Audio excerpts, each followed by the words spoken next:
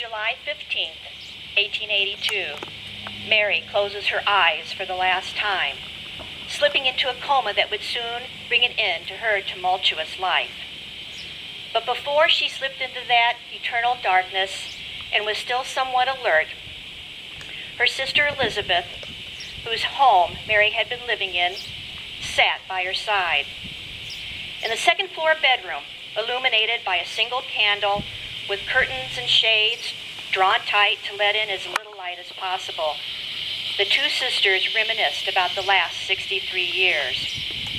They remembered the happy times of their childhood in Lexington, picking wildflowers that grew behind their home and attending parties wearing white dresses with blue sashes.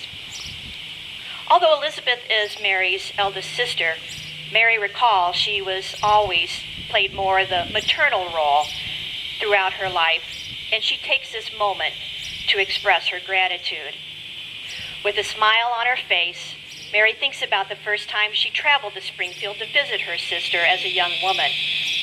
At the time, Elizabeth had quite a knack for finding suitable husbands for her sisters, and Mary did indeed find the love of her life while living in Elizabeth's home.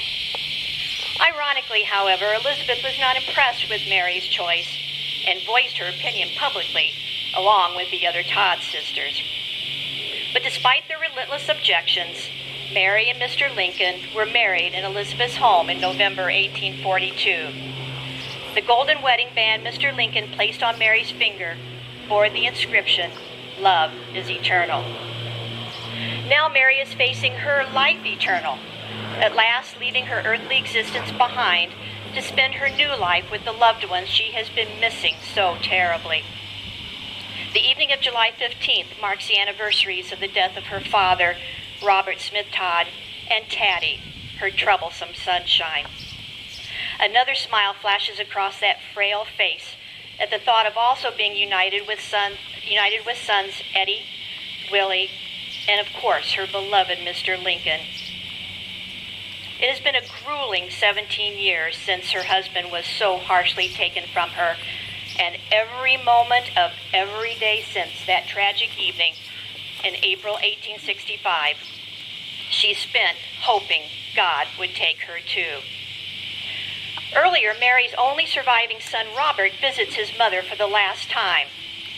No one knows exactly what was said between mother and son, not even Elizabeth. But she hopes the two have reconciled their differences and that Mary has forgiven Robert for his actions against his mother 7 years earlier.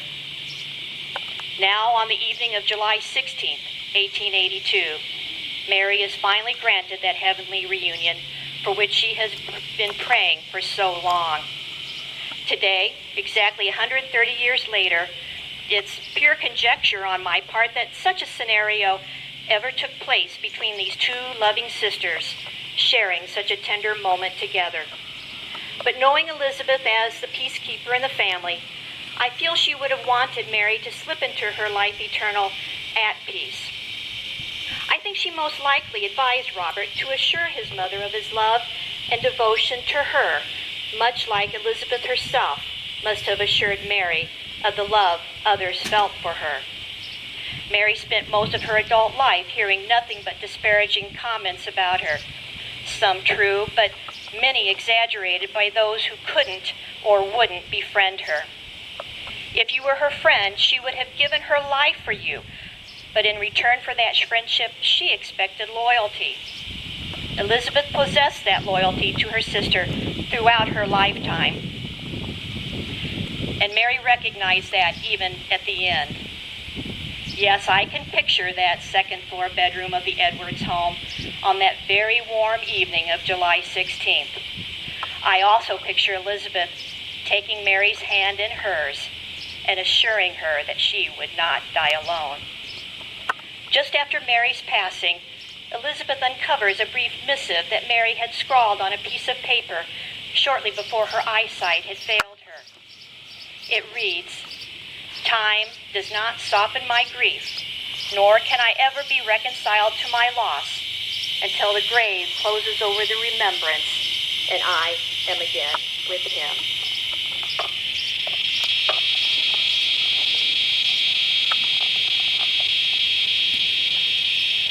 Thank you, Denise. Now I believe Max passed out the hymns, and our chaplain will lead us in Amazing Grace. We're going to... The word coterie means a group of friends who share a common special bond or interest. When Mary came to Springfield, she joined a coterie, a group of young people who enjoyed politics and poetry and general socializing. Today, we are a coterie. We are Mary Lincoln's coterie, and we are combined of women who portray Mary Lincoln, women who study Mary, members of the Daughters of the Union Veterans, anyone who has an interest in the life and the times of Mary Lincoln. At this time, we pause to remember the 130th anniversary of Mary's death. At 8:15 on the evening of July 16th, Mary died in Springfield, Illinois. She, at the time, of course, was living with her sister and brother-in-law. Failing health had caused her to take residence with them in the year 1880. Mary, at the end of her life, was plagued with boils, diabetes, a spinal injury from a fall, and probably other illnesses as well. For Mary, death was a relief and a blessing. But it still came somewhat as a surprise to her family. She was 63 years old, and until the afternoon of her last day, she was able to move about her room. Mary even had a trip planned to the seashore to restore her health. But on the afternoon of July the 15th, she collapsed. She had not seen a physician in a while, so that particular day she was seen by the family physician of Ninian and Elizabeth Edwards.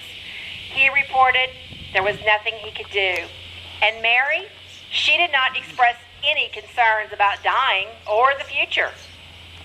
She communicated with her family as long as she could, and then later that evening, when she lost the ability to speak, she continued to answer questions by blinking her eyes. She slipped into the coma without any signs of pain. And ever since Abraham Lincoln's assassination in 1865, Mary had written hundreds of letters which mentioned her thoughts on death and dying. My belief is so assured that death is only a blessed transition. When the news of Mary's death reached her dear friend Jane Grey Swishhelm, Jane wrote of it as sad, glad tidings. She knew that Mary wanted nothing more from life than to escape it. She had received letters from Mary which contained lines such as, "Life and the future looked to me wretchedly desolate when we left Washington, realizing as I now do that I am alone